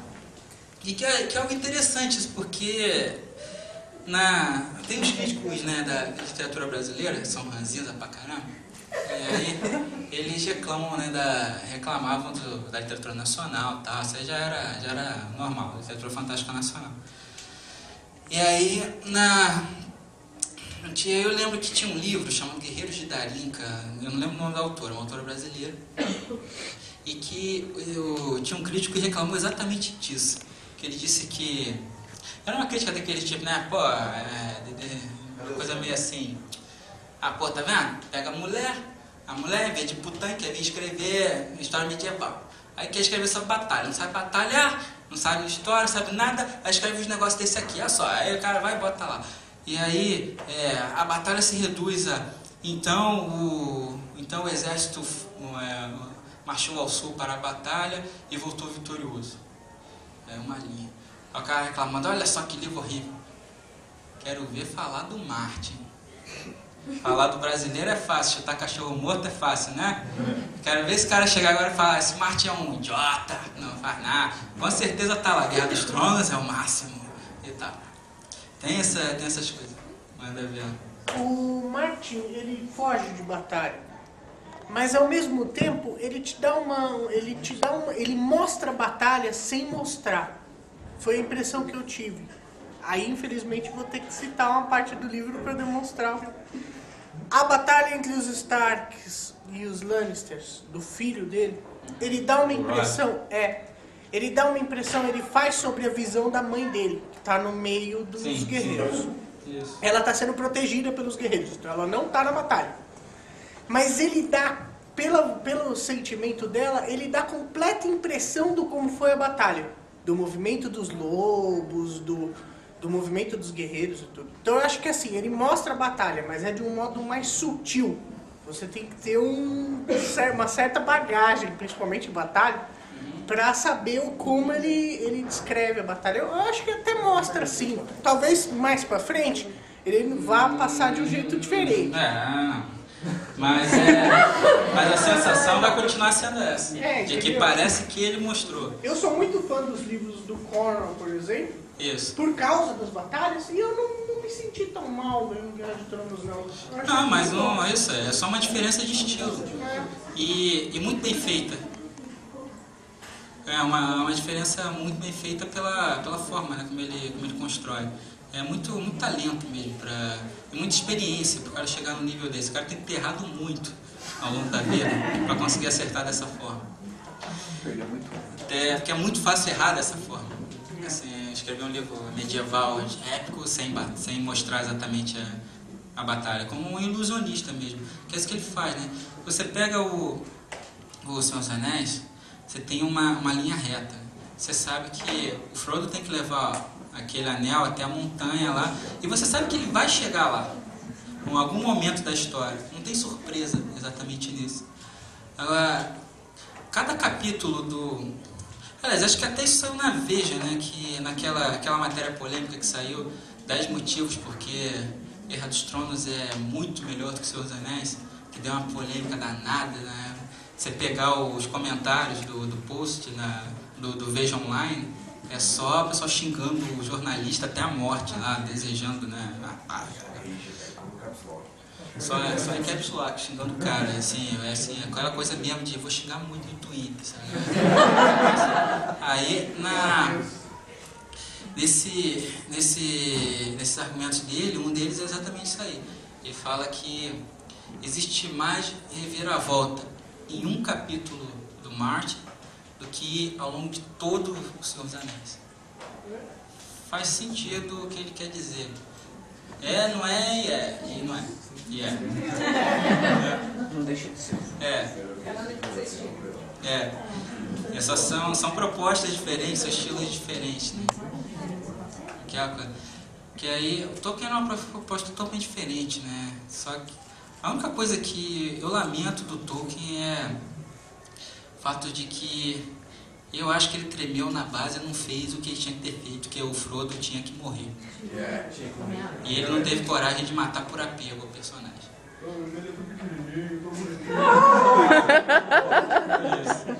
É que nem o Paulinho vai no mato, que na verdade o Frodo, ele é como se fosse o Seiya do Senhor dos Anéis. Isso, ele é aquele personagem que está ali para ser o principal, mas ele não é o principal. Ele é o principal só porque os outros ao redor são fortes e tem que passar cosmos para ele. Porque ele sozinho não faria nada. E o Aragorn é o Shiryu, que é o guerreiro de verdade daquele negócio ali. Armadura pra quê? Shiryu é assim, armadura pra quê, né? Isso, Armadura é uma coisa desnecessária. O Drogo também acha. Menos o lápis de olho. Menos o? Lápis de olho. Saiu sem nada. Então, cabeleira nunca cortada. Mas vocês têm... Alguém tem mais alguma dúvida ou algum comentário que você lembre sobre o... Porque, na verdade, uma referência que eu nem sei de onde veio exatamente, mas me parece que na Índia, homens e mulheres e nenéns e crianças usam cajal para proteger do vento com areia, proteger os olhos.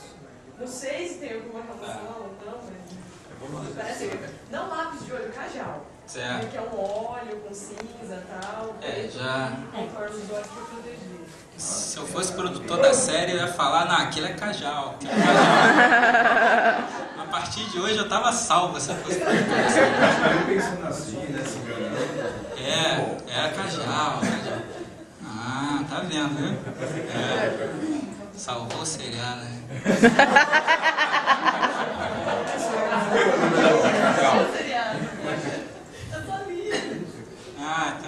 Tá.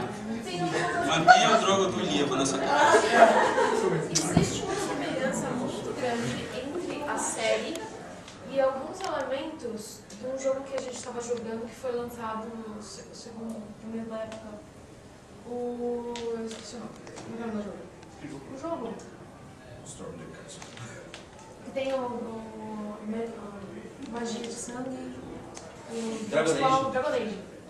Existe uma semelhança muito grande de vários elementos. Sim, o Martin, ele era mestre de RPG.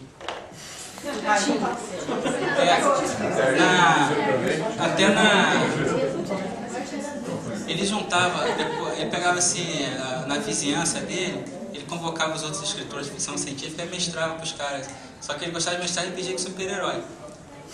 Aí tanto que ele criou o White Cards, que é um cenário que vinha no GURPS Supers da versão nacional aqui brasileira, vinha o White Cards. Só que a gente nunca ia imaginar que aquele cara ali ia fazer o Guerra dos Tronos, né? Era o mesmo cara. É um bom cenário, na Segunda Guerra, Mundial, então. Você vê que a preocupação que ele já tinha com história, como ele gosta. Eu não sabia que foi. Eu também não, demorei pra saber. E aí faz sentido mesmo, é a cara dele. Então ele era nerdão mesmo, se ele mexe. Ele era cheio de bonequinho, de miniatura, pra ficar avançando, jogando. Ficava lá coordenava o campeonato de xadrez. Isso é nerdão mesmo, aquele que deve ficar hoje lá no MMO, no World of Warcraft, deve ficar matando todo mundo. Deve gastar o dinheiro dele todo no Warcraft. E aí Por isso demora tanto para escrever o livro. Por isso que ele demora tanto para fazer o livro. Ela precisa de referência para dragões. Ela vai escrever o livro.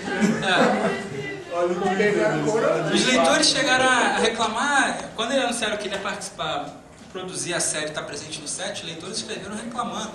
Você vai ficar no set, tá? Você não vai ter tempo de escrever e tal. Mas vocês terem uma ideia, vocês sabem quem é o Neil Gaiman, né? Do Sandman. Uma vez eu estava lendo o blog do Gaiman, que ele responde os leitores no blog, né? Que nem às vezes eu também faço isso, né? Você pega e recebe os e-mails, aí quando é os e-mails legais, assim, que é de interesse legal, você bota ali no blog. Até porque não dá para responder todo mundo, né? Se eu já não consigo responder todo mundo, imagina o Gaiman, cara, que deve receber tudo quanto é canto do mundo. Então ele escolhe alguma e bota lá. E uma vez ele selecionou um garoto que estava exatamente lá. Ele deve ter enchido o saco do Jorge. O Jorge não respondeu, então ele foi em cima do Gaiman. Vai falar: Gaiman, o que você acha do George Martin? Esse negócio dele demorar 6 anos para fazer um livro. Você não acha isso que é um desrespeito? E na época devia ter saído 3 livros só.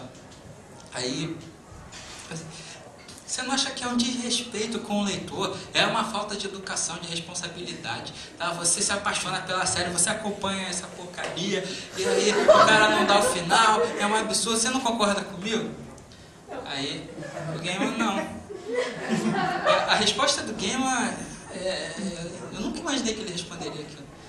A resposta dele foi: George Martin's not your bitch.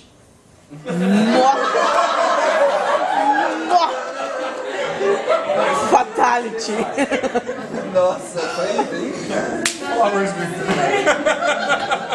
Foi pra lá Lá embaixo.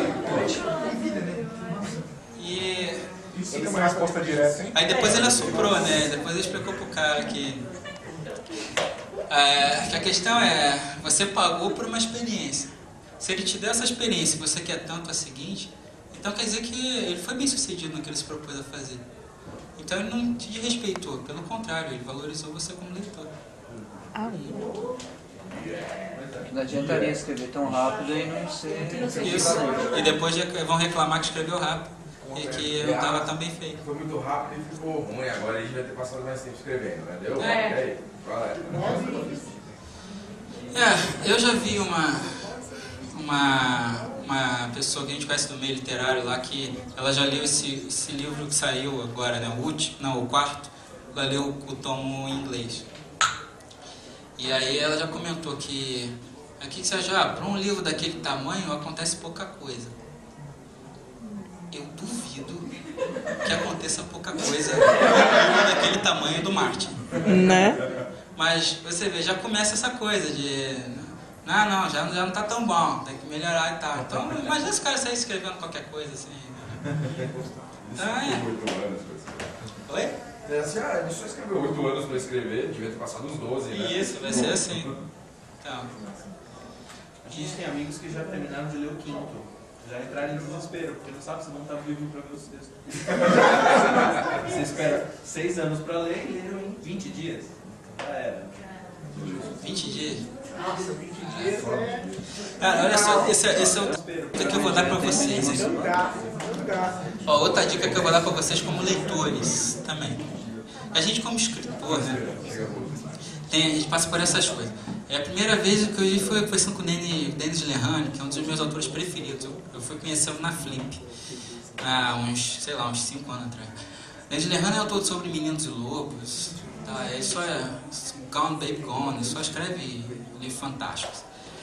E aí o Lerrane comentou sobre isso até lá na Flip, e depois o Bianco também sempre fala sobre esse negócio, que é uma verdade.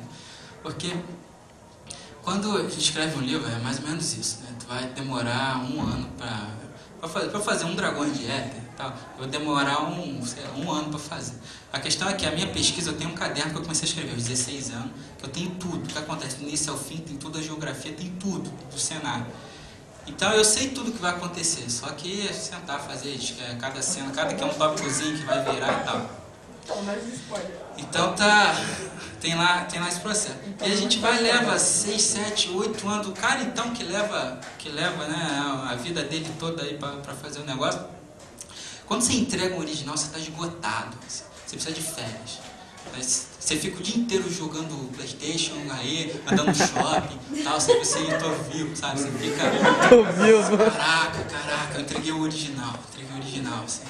Aí, só que aí depois, claro, vai pra editora, aí vão ler, aí vão sugerir mudança ou não, ou de qualquer forma, quando ele parar o texto, vai voltar, vai ter que ler tudo de novo, tal, vai ter que trabalhar tudo de novo. Mas, pelo menos a parte de criação, que te esgota ali inicialmente, ali, ela tá entregue. Aí você vai para o segundo processo, faz aquele negócio todo, aí o texto volta, aí volta para lá. Aí eles sugerem uma mudança, se autoriza ou não, volta, até que vai para revisão 1, revisão 2, revisão 3, para ver se, que ainda mais com português novo, vamos lá, para tentar passar as regras e tal. Eu sei. Aí depois vai para diagramação, e ao mesmo tempo você está ali com o capista, vendo, as capas estão saindo e tal, depois ação de marketing vai ter, já vai fazer lançamento, aquela coisa toda. Aí o livro chega na livraria. Então, aí conclusão, aí você vai fazer o evento. Aí você chega no evento, o cara vira pra você e fala, cara, teu livro é muito bom, cara. Teu livro é muito bom. Poxa, assim, que bom, né, cara?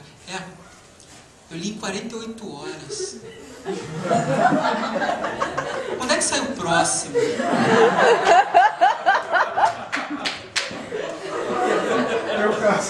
Meu irmão, eu levei 1 ano para fazer esse negócio. Aí é como disse o Denis Lerrane lá na Flip, que ele tinha não sei se foi o Michael Connelly, um dos amigos dele, de escritores policiais também, estava conversando com ele, aí ele falou, teve um leitor que chegou para mim agora, virou para mim e falou assim, puxa, peguei teu livro para ler, levei 3 meses para conseguir terminar o livro. É porque, na verdade, conforme ia chegando no final, eu fui lendo mais devagar porque eu não queria que acabasse. Aí ele, é isso que eu queria ouvir dos meus. E aí, então, na verdade, a gente brinca com isso mesmo, né? Quando o leitor vem com esse negócio de que ele leitor em 24 horas, não, vai ler de novo. Eu leio 24 horas, mas eu leio 3 vezes. Vai sublinhar de amarelo as melhores frases, vai fazer resenha, vai mandar depois publicar no blog, mandar o link pelo Twitter, vai fazer tudo direitinho. Ainda, quando é que sai o próximo? Sermão do rei não é fácil, não, filho. O cara leu sobre 48 horas é porque ele foi tão bom que o cara largou a vida dele pra ler. Tem isso. Eu me senti xingado agora. Esse livro, o primeiro emprego, e eu abria pra ler, cada vez que chegava uma aluno fazer a pergunta, eu olhava pro livro, olhava pro outro e falava, tá bom, mas você ficou desempregado. O cara larga a vida pra ler. Ele leu É isso aí. 48 horas. É isso aí. Eu li 48 horas. Mas você tinha vida antes já? Mas ele vai ler de novo. Ele vai mandar as melhores. Mas ele leu de novo, viu? Eu levei uma semana. Eu comprei no sábado. Logo que começou, lá na Bienal ano passado. Até que a gente conversou sobre o Guilherme, as amantes. Comecei a ler no dia seguinte, no sábado, passei o sábado inteiro lendo o meu trabalho, que não tinha nada pra fazer, mas foi uma leitura de uma semana. Eu também, eu trabalhava na Telefônica, entre uma ligação e outra, pegava o livro quando quer ligação, só um momento, peraí.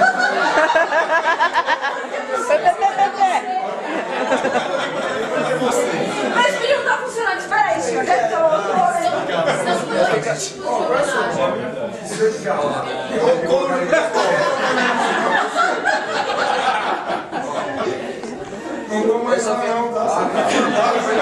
É, que bom, né? Porque você está sendo filmado ali naquele momento. O criminoso. Aqui, ó. Com certeza. Mas fala lá.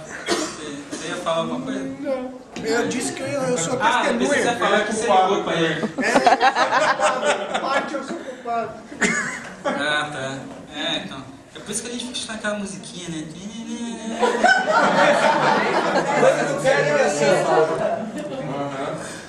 Ah, sabe o que eu já aprendi? Eu não sei se é da minha cabeça ou não, mas 100% das vezes, depois que eu aprendi a fazer isso, eu tenho sido atendido. Que sempre você liga para falar com o telemarketing, sei lá o que for, bota você uma musiquinha, né? E tal, você já atende mais consumidor. E nunca te atende. E eu às vezes olhava isso 20 minutos, às vezes tu tá lá e tem cobrando da tua conta. Isso, e não muda a música, você não vai estar sorrindo de rock, sei lá. E você não pode tirar do ouvido, porque se atender, tu não estiver escutando, ainda vão falar que a culpa é tua. Então tu tem que fazer aquela porcaria. Aí, cara, eu passei a ser atendido agora em 5 minutos. No máximo.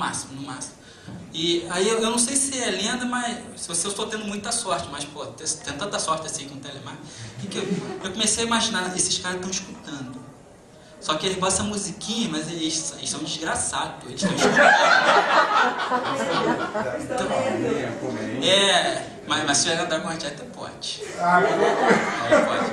Aí, mas que agora quando começa esse neném, eu não espero assim, 2 minutos no máximo. Se der 2 minutos eles não atendem, eu começo a gritar assim. Ah, cacete, vai me atender? Não, vou cancelar essa porcaria. Agora que eu vou cancelar essa porcaria mesmo, mas é o serviço de merda, que começa a reclamar. Cara, assim, 30 segundos os caras atendem. 20 segundos os caras atendem. Nossa, não, eu atendo também quando acontecer isso, mas eu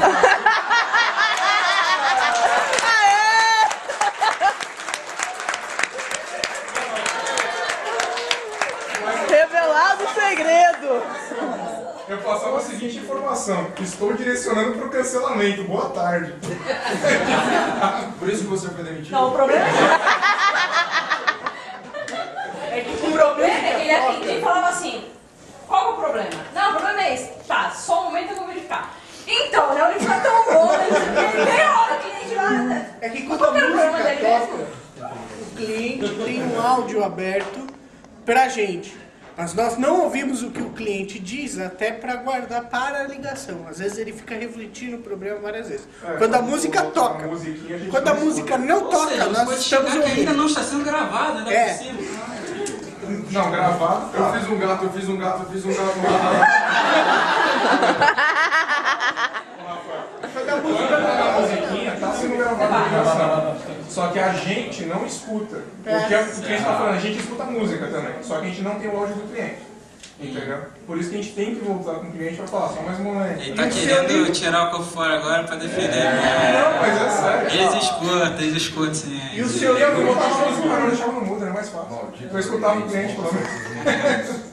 E o seu livro passou por pelo menos 5 atendentes. Não, é verdade, o livro deve estar destruído por causa disso. É verdade. Todos nós. Eu fui o primeiro a ler, aí eu passei pra ele, ela leu o meu, tem mais 3 pessoas no meu serviço que leu todos os livros. Então todos falaram, não, era só um pouquinho. Todos. Aí você começa a questionar, você tá lendo Dragon Gêmeo? E a foi mesmo?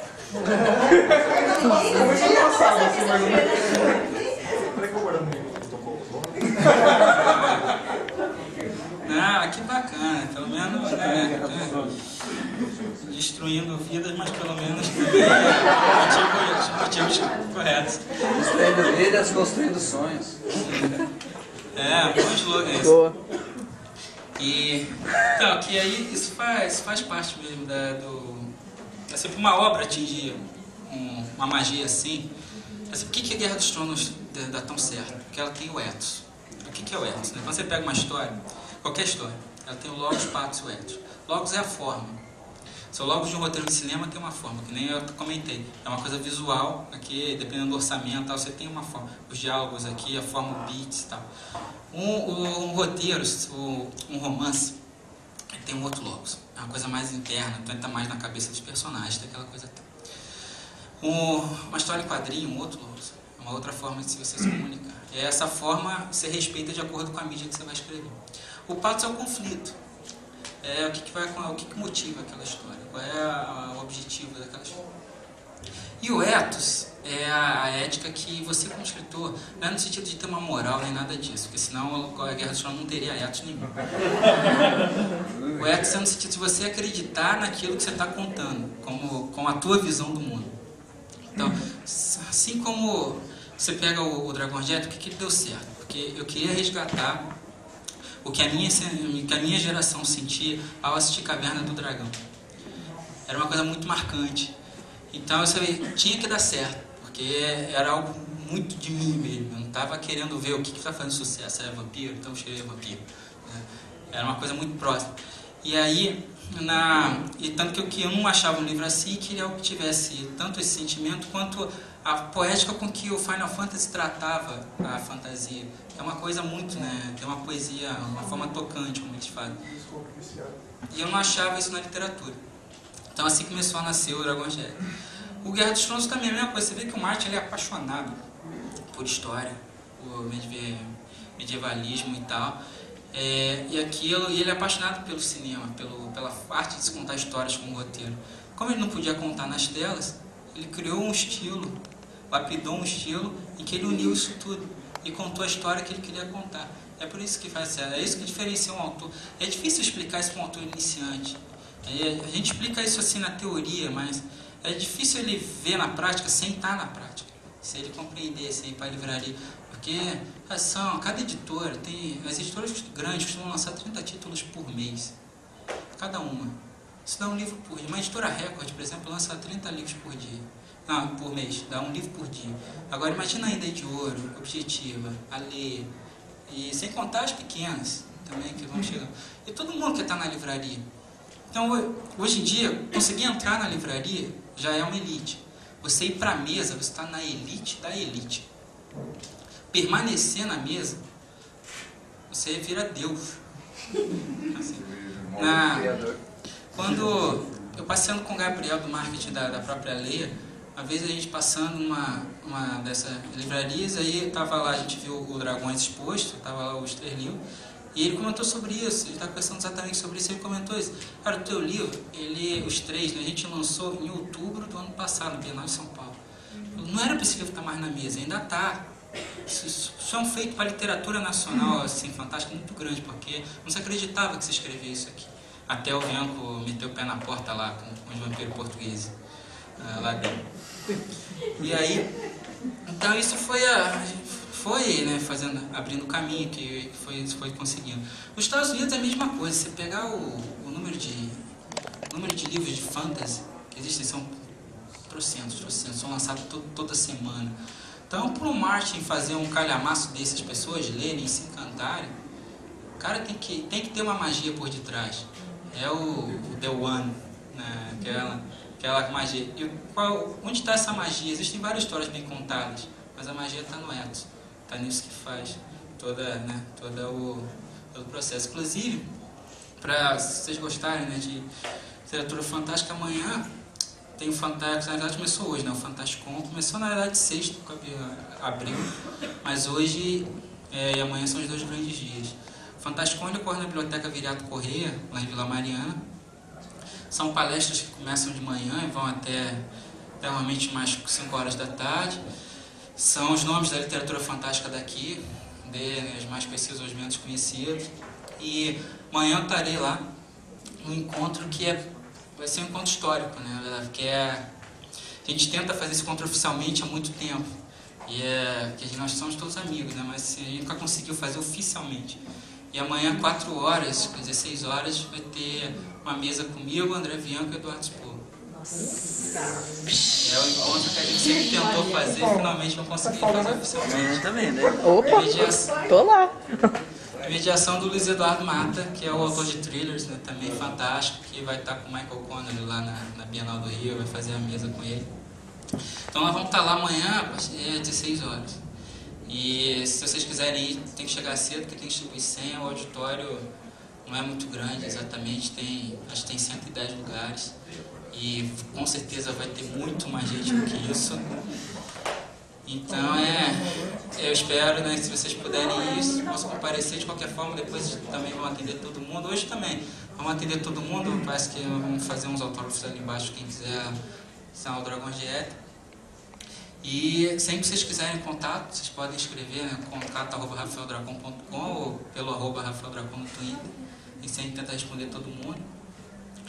E a presença de vocês também aqui eu só tenho que agradecer, porque de tudo que a gente falou, a gente faz as nossas brincadeiras e tudo mais e tal, mas uma das coisas que eu falo em toda a palestra e vou sempre falar é que, na verdade, o sucesso de um livro como Dragões de Éter, ele está nesse ethos. Eu acredito nisso, nessa verdade passada. Mas a magia que essa série encontrou de conseguir chegar a alcançar os patamares que ela atingiu, essa magia nenhum autor pode conseguir. Essa magia são vocês e eu agradeço muito por isso. Muito obrigado.